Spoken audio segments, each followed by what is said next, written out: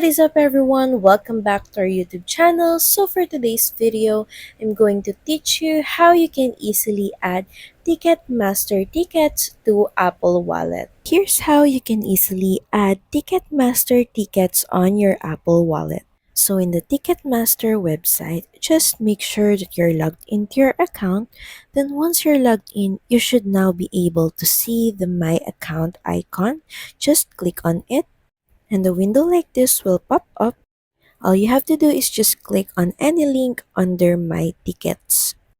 Next is you will be redirected to this My Listings page. And from here, you should be able to see your active ticket listings. And if you still doesn't have one, all you have to do is create one and your details will be available here. And that includes wallet options.